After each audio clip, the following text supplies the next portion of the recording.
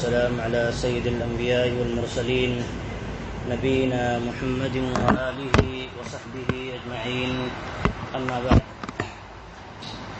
أعوذ بالله من الشيطان الرجيم بسم الله الرحمن الرحيم وأنزلنا إليك الذكر لتبين للناس ما نزل إليهم ولعلهم يتفكرون۔ اللہ رب العالمین قرآن کو نازل کرنے کا مقصد بیان فرماتا ہے۔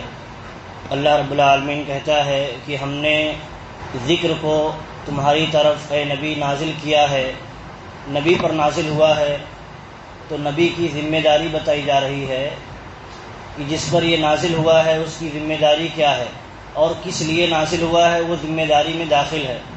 اللہ رب العالمین کہتا ہے ہم نے اے نبی تمہارے اوپر ذکر کو یعنی قرآن کو، ذکر سے مراد قرآن یہاں ہے، تو ذکر کو نازل کیا ہے۔ قرآن جو ہدایت کی کتاب ہے، رہنمائی کرتی ہے ہدایت کی طرف اور گمراہی والے راستے سے روکنے کا کام کرتی ہے۔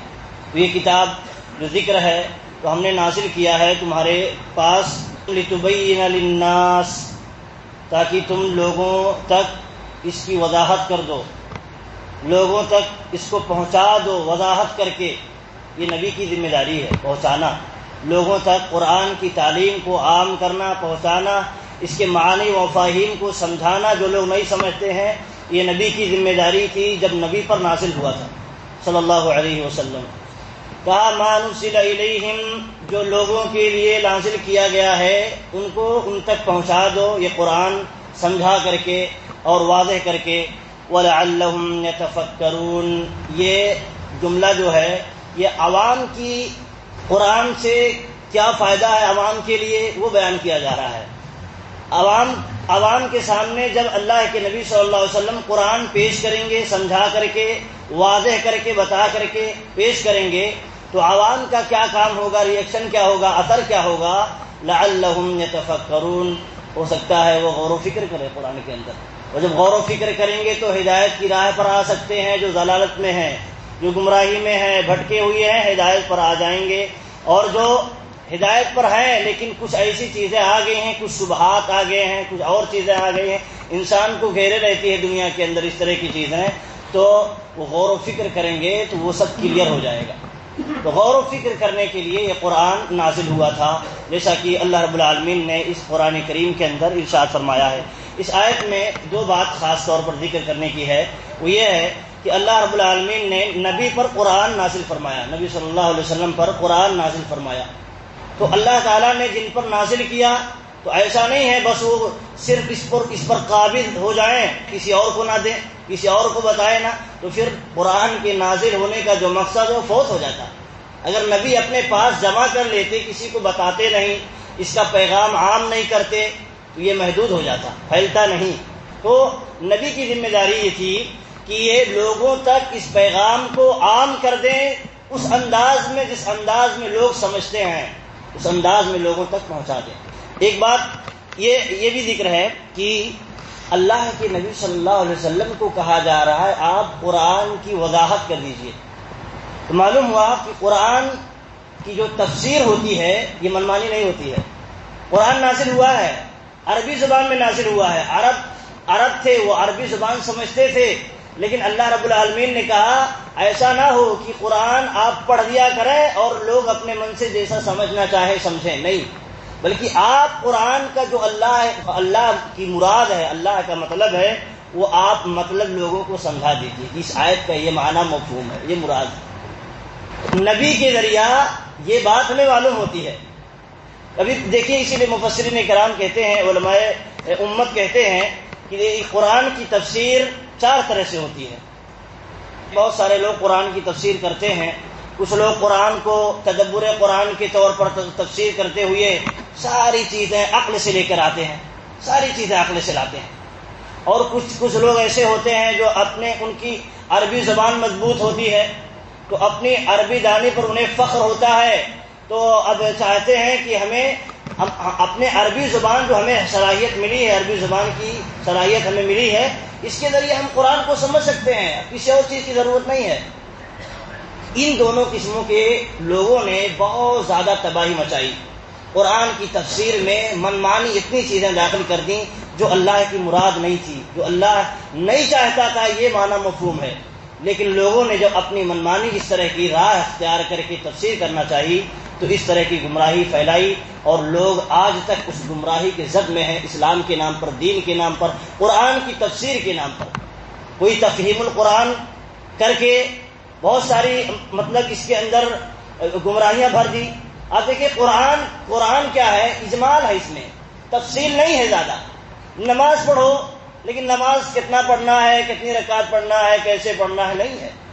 اب کوئی آتا ہے، کوئی منکرین حدیث آتا ہے، جو حدیث کا انکار کرتا ہے، حدیث نہیں مانتے، صرف قرآن مانتے ہیں، تو اس طرح کی تفسیر قرآن کی کیسے کرتا ہے؟ منمانی کرتا ہے، آزادانہ تصور اس کے ہاں ہوتا ہے۔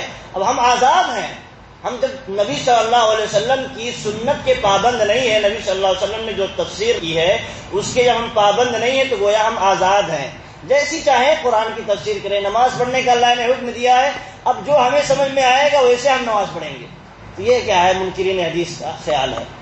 تو اس طرح دیکھیے گمراہی پھیلتی ہے، اور انسان جو راہ مستقیم ہے، صراط مستقیم ہے، اس سے ہٹ جاتا ہے۔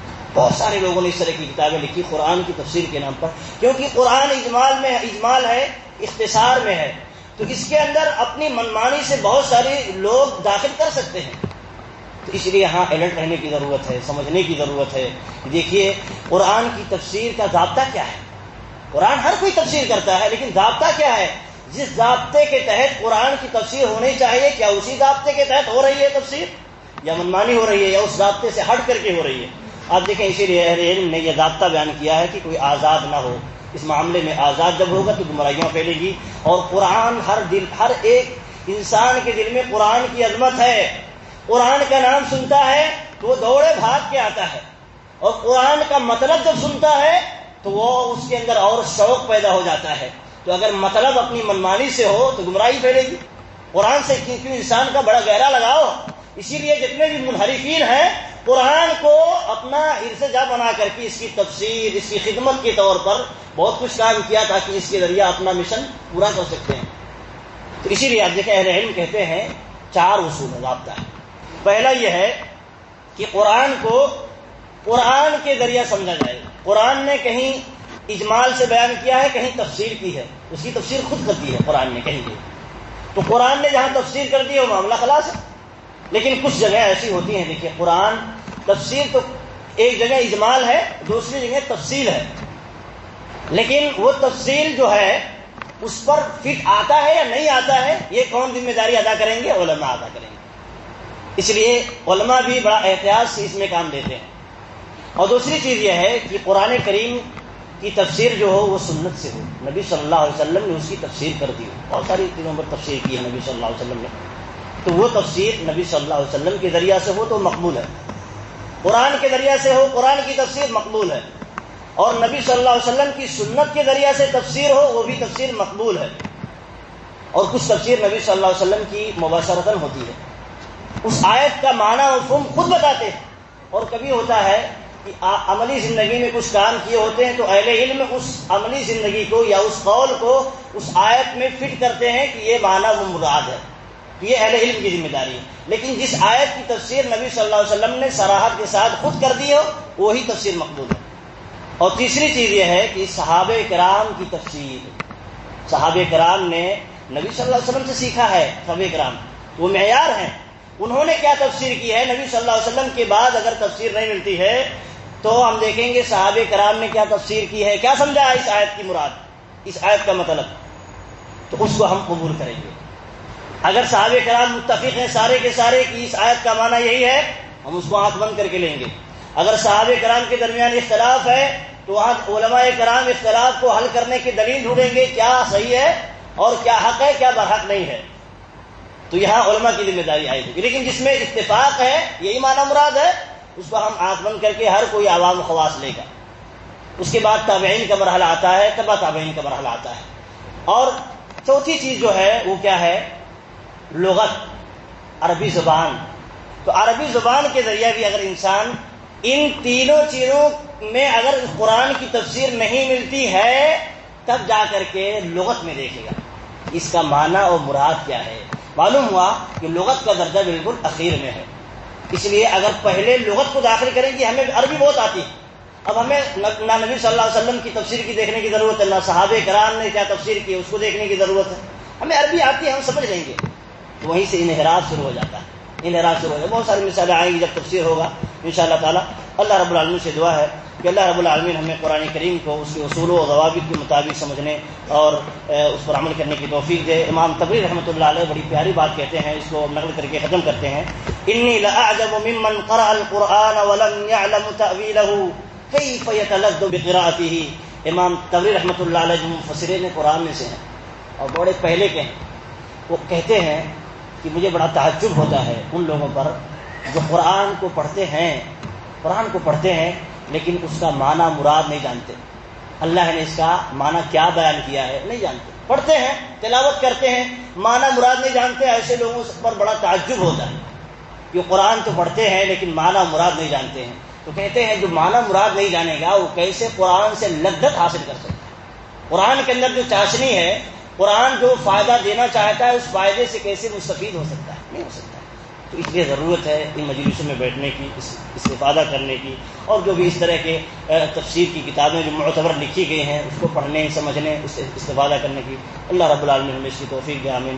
وآخر دعوانا الحمدللہ رب العالمین۔